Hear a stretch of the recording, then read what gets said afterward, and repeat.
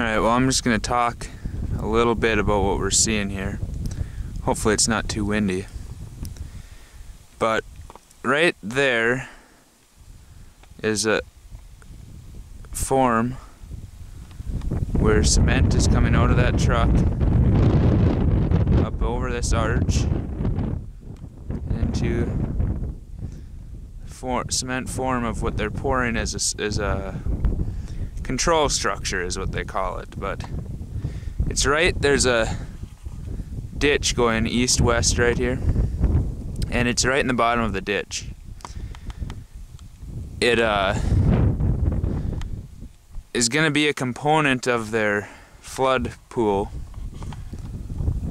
which I right now would be sitting in. I'm in a deer stand actually. But that's the middle structure. There's one already built 1 mile south and 1 mile north. Actually, right there, it's kind of visible. Dirt pile there. It's it's 2 full sections. I don't know what the square. I think it's supposed to be able to have a capacity of 9,500 acre feet of water, but it's not 9,500 acres. I think it's about a third of that. So it's not going to be deep water. It's not going to be like a lake here. But right in that direction is the city of Roseau, which may not be the actual reason for this. I don't really know the full reasoning for this, but it's part of the rationalization for this project. A little bit about my self-interest here.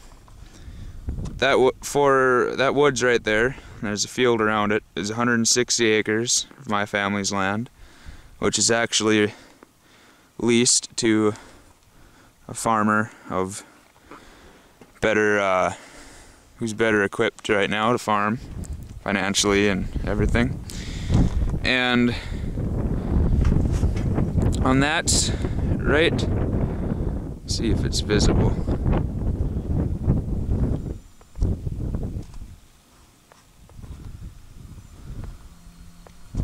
The smokestack from my cabin should be visible, right?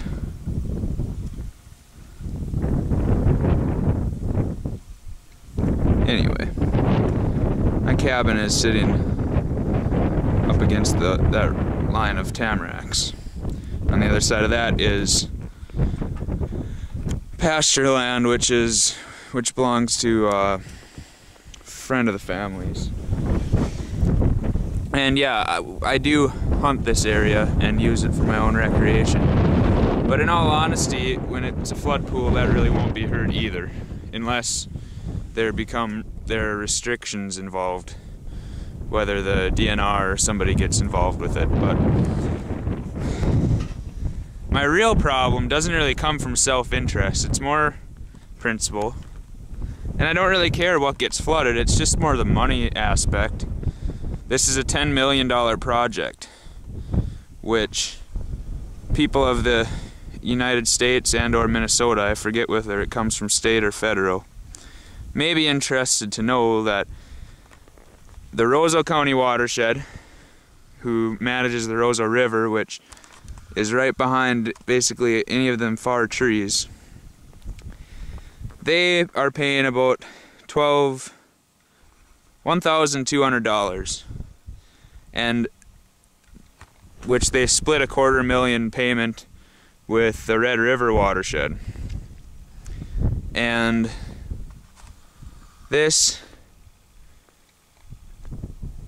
in my mind, it's a waste of money.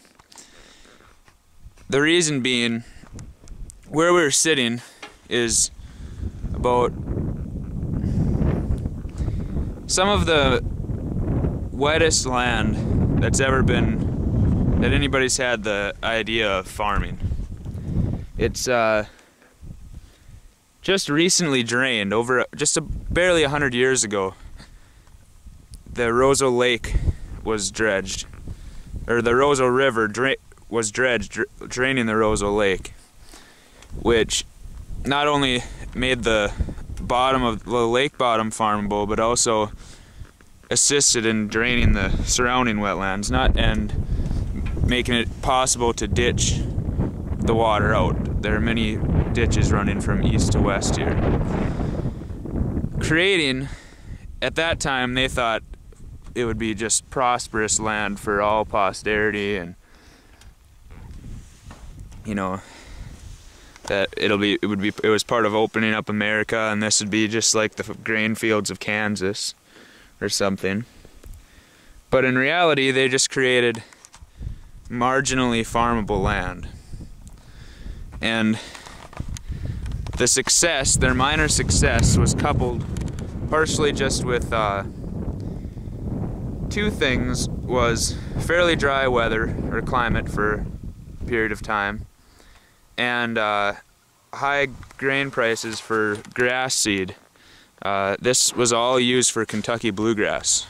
Basically everything you see here, other than the trees, was bluegrass fields for maybe even 30 years. But when the prices went down, that also made it so if you have a wet year, it makes it less worth farming it. And there was also a few cycles of flood years, which when you create marginal land like this, you just have to expect.